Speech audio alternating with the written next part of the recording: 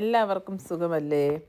ഇപ്പം നിങ്ങൾ recently Australia നടക്കുന്ന ആൻറ്റി ഇമിഗ്രേഷൻ പ്രൊട്ടസ്റ്റിനെ പറ്റിയൊക്കെയുള്ള ന്യൂസുകൾ ഒത്തിരി കേട്ടിട്ടുണ്ടാവുമായിരിക്കും അല്ലേ? അതിനെപ്പറ്റിയൊന്നും എനിക്ക് ഒത്തിരി പറയാനറിയില്ല. എങ്കിലും ഞാൻ ഇവിടെ വന്ന സമയത്തുണ്ടായ ഓസ്ട്രേലിയയും ഇപ്പോഴുള്ള ഓസ്ട്രേലിയയും തമ്മിൽ ഒത്തിരി മാറ്റമുണ്ട്. അതിപ്പോൾ എല്ലായിടത്തും മാറ്റമുണ്ട്. നമ്മുടെ നാടും എന്തുമാത്രം മാറിപ്പോയി. ഓരോ പ്രാവശ്യം അവധിക്ക് ഞാൻ നാട്ടിൽ ചെല്ലുമ്പോൾ നമ്മുടെ നാട് എന്തുമാത്രം മാറിപ്പോയെന്ന് ഞാൻ തന്നെ ചിന്തിക്കാറുണ്ട്. എന്നിരുന്നാലും ഞാൻ വന്ന സമയത്ത് നമ്മൾ ഇവിടെ ഓസ്ട്രേലിയയെ ശ്രദ്ധിക്കുമ്പോൾ വളരെ ക്വയറ്റായിരുന്നു കേട്ടോ. ഞാൻ മെൽബണിൽ തന്നെയായിരുന്നു. അപ്പോൾ നമ്മൾ ട്രെയിനൊക്കെ കയറി ട്രാമൊക്കെ കയറി ഞാൻ ആദ്യം എനിക്ക് 3 മാസത്തെ യൂണിവേഴ്സിറ്റി ഉണ്ടായിരുന്നു. ഞാനൊരു അഡാപ്റ്റേഷൻ കോഴ്സ് പഠിക്കുമായിരുന്നു. അത് കഴിഞ്ഞിട്ടാണ് ഞാൻ ജോലിക്ക് കയറിയത്. അപ്പോൾ മെൽബൺ സിറ്റിയിലൊക്കെ തന്നെയായിരുന്നു നമ്മുടെ കോഴ്സുകളും. അപ്പോൾ എല്ലാ ദിവസവും ഞാൻ ട്രാവൽ ചെയ്തുകൊണ്ടിരുന്ന സിറ്റിയിൽ കൂടെയൊക്കെ ആയിരുന്നു. ഇന്ത്യൻസും മലയാളികളൊക്കെ വളരെ കുറവായിരുന്നു. ഒത്തിരി ആളുകളില്ല, ഇന്നത്തെ പോലെ ഇല്ല. അപ്പോൾ ആരെങ്കിലും തന്നെ നമ്മൾ വേറൊരു ലാംഗ്വേജ് സംസാരിക്കുന്നതുകൊണ്ട് നമ്മൾ തിരിഞ്ഞു നോക്കും, ഹിന്ദി ആണെങ്കിൽ പോലും. പക്ഷേ വളരെ ആളുകൾ കുറവാണ്. പക്ഷേ പരസ്പരം കാണുമ്പം ഒരു ഇന്ത്യക്കാരെന്ന് കണ്ടാൽ ചിരിച്ച് കാണിക്കും, ഗ്രീറ്റ് ചെയ്യും. ഇന്ത്യക്കാരെന്ന് മാത്രമല്ല എല്ലാവരും പരസ്പരം ചിരിച്ചൊക്കെ കാണിക്കും. അങ്ങനെയൊക്കെയുള്ള ഒരു വളരെ ക്വയറ്റായിട്ട് ഉള്ളൊരു സ്ഥലമാണ് ഓസ്ട്രേലിയ. ഒരു കല്യാണം പോലും ഇവിടുത്തുകാർക്ക് ഒരു മാക്സിമം ഒരു 40-50 പേര്, അതിൽ കൂടുതലില്ല. അങ്ങനെ ഒരു വളരെ ക്വയറ്റായ ഒരു സ്ഥലമാണ് ഓസ്ട്രേലിയ.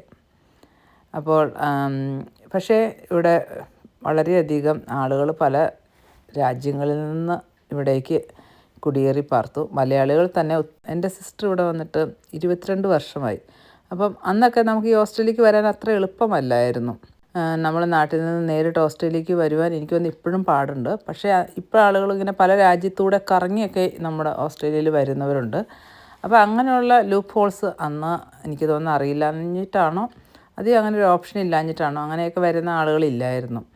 അതുകൊണ്ട് തന്നെ നമ്മൾ ഇവിടുത്തെ സാഹചര്യങ്ങളുമായി വളരെ അഡ്ജസ്റ്റ് ചെയ്ത് നമ്മൾ ഇങ്ങനെ ജീവിച്ച് വരുന്ന ഒരു സാഹചര്യം. ഇന്ത്യൻ ഫുഡുകൾ കഴിക്കാൻ നമുക്ക് ആഗ്രഹമുണ്ട്. റെസ്റ്റോറൻറ്റൊക്കെ വളരെ കുറവാണ്. നമ്മൾ ശ്രീലങ്കൻ ഷോപ്പിലൊക്കെയാണ് നമ്മളധികം പോയിക്കൊണ്ടിരുന്നത്. പിന്നെ നമ്മൾ കുറച്ച് കാര്യങ്ങളൊക്കെ ഞാൻ വന്ന സമയത്ത് എനിക്ക് സിസ്റ്റർ പറഞ്ഞു തന്ന കുറേ കാര്യങ്ങളുണ്ടായിരുന്നു. നമ്മൾ ഒരിക്കലും ഇന്ത്യൻ ഫുഡൊന്നും നമ്മൾ ഹോസ്പിറ്റലിൽ ജോലി ചെയ്യുന്ന സ്ഥലത്തേക്കൊന്നും കൊണ്ടുപോകരുത്. നമ്മുടെ ആ ഫുഡിൻ്റെ സ്മെല്ലൊക്കെ അവർക്ക് എങ്ങനെ അത് ഇഷ്ടപ്പെടുമെന്ന് നമുക്കറിയില്ലല്ലോ. അതുകൊണ്ട് നമ്മൾ ഫുഡ് കഴിക്കുമ്പോഴാണെങ്കിലും നമ്മൾ വളരെ ശ്രദ്ധിക്കണം. ശബ്ദമൊന്നും ഉണ്ടാക്കാതെ, ഉറക്കെയൊന്നും ചവയ്ക്കാതെ വളരെ കെയർഫുള്ളായിട്ടിരിക്കണം. വെള്ളം കുടിക്കുമ്പോഴാണെങ്കിലും നമ്മൾ കട്ട്ലറീസൊക്കെ യൂസ് ചെയ്യുമ്പോഴും വളരെ ക്വയറ്റായിട്ടൊക്കെ യൂസ് ചെയ്യണം. നമ്മൾ ചെയ്യേണ്ട കുറേ മാനേഴ്സ്, നമ്മൾ ശ്രദ്ധിക്കേണ്ട കാര്യങ്ങൾ അവൾ എനിക്കിങ്ങനെ പറഞ്ഞു തന്നത് ഞാൻ ഓർക്കുന്നുണ്ട്. ഇത് എല്ലാം ഒരു ജനറലായിട്ട് നമ്മുടെ നാട്ടിൽ നമ്മൾ അത്ര ശ്രദ്ധിക്കില്ലാത്ത കാര്യങ്ങളാണ്. പക്ഷേ നമ്മളൊരു വിദേശ രാജ്യത്ത് വരുമ്പോൾ നമ്മുടെ മാന്യത നമ്മൾ കാണിക്കുവാൻ എപ്പോഴും ശ്രമിക്കുക. അപ്പോൾ നമ്മളെ അവർ അക്സെപ്റ്റ് ചെയ്യുന്നതും അതുപോലെ നന്നായി കൂടും. എൻ്റെ അറിവിൽ ആദ്യമായിട്ട് ഞാൻ ശ്രദ്ധിച്ച ഒരു കാര്യം, നമ്മുടെ ചർച്ചിൽ നിന്ന് കരോള്, അന്ന് നമ്മുടെ നാട്ടിൽ കരോള് രാത്രികളിലാണല്ലോ പോരുന്നത്. അപ്പോൾ ഇതുപോലെ നമ്മുടെ ചർച്ചിൽ നിന്ന് നൈറ്റിൽ കരോള് വന്നു. അപ്പോൾ പോലീസ് പിടിച്ചു. അപ്പോൾ പറഞ്ഞു, നിങ്ങൾ ഈ രാത്രി എവിടെ പോവാണ്, ഇങ്ങനൊരു കൂട്ടം ആൾക്കാരായിട്ട്. അപ്പോൾ പിന്നീട് നമ്മൾ എന്ത് ചെയ്തു, അപ്പോൾ നമുക്ക് മനസ്സിലായി ശരിയാണ്, ഇത് ആളുകൾക്ക് ബുദ്ധിമുട്ടുണ്ടാകുന്ന കാര്യമാണ്, ഇവിടെ ഇത് അലൗഡല്ല. അതുകൊണ്ട് നമ്മൾ കരോള് നൈറ്റ് പിന്നെ നമ്മൾ പകലിലേക്കാക്കി.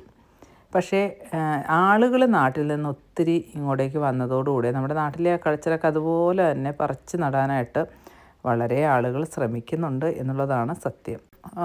കൾച്ചറൽ എല്ലാ ആഘോഷങ്ങളും കൊണ്ടുവരുന്നുണ്ട്. അതായത് ചെണ്ടകൊട്ട്, പ്രദക്ഷിണങ്ങൾ, ഇതൊക്കെ ഇവിടെ ഉള്ള, ഞാൻ പറഞ്ഞല്ലോ, ശാന്തവും സമാധാനമായി ജീവിച്ചുകൊണ്ടിരുന്ന ഓസ്ട്രേലിയക്കാർക്ക് അവർക്ക് ബുദ്ധിമുട്ട് ആണ് എന്ന് തോന്നത്തക്ക രീതിയിലുള്ള നമ്മുടേതായ ചില ഇടപെടലുകളും ഇതിനെയൊക്കെ കോൺട്രിബ്യൂട്ട് ചെയ്യുന്നുണ്ട്. പക്ഷേ ഞാൻ എല്ലാ പ്രൊട്ടസ്റ്റിനെയും സമ്മതിച്ചു കൊടുക്കുമെന്നല്ല കേട്ടോ. പിന്നെ നിങ്ങൾ കണ്ടുകൊണ്ടിരുന്ന ഈ വണ്ടി ഉണ്ടല്ലോ, നമ്മളൊരു ടെസ്റ്റ് ഡ്രൈവ് ചെയ്താണ് കേട്ടോ. അപ്പം നമുക്ക് ഓഫ് കിട്ടിയ ദിവസം ഇങ്ങനെ ഒരു വണ്ടി ഒന്ന് ഓടിച്ചാൽ എങ്ങനെ ഇരിക്കും എന്നറിയാൻ വേണ്ടി ഒന്ന് ടെസ്റ്റ് ഡ്രൈവ് ചെയ്തെന്നുള്ളൂ. അപ്പോൾ അതിനിടയ്ക്ക് ഞാൻ കുറച്ച് വിശേഷങ്ങളും പറഞ്ഞതാണ്. അടുത്ത വീഡിയോയിൽ പിന്നെയും കാണാം.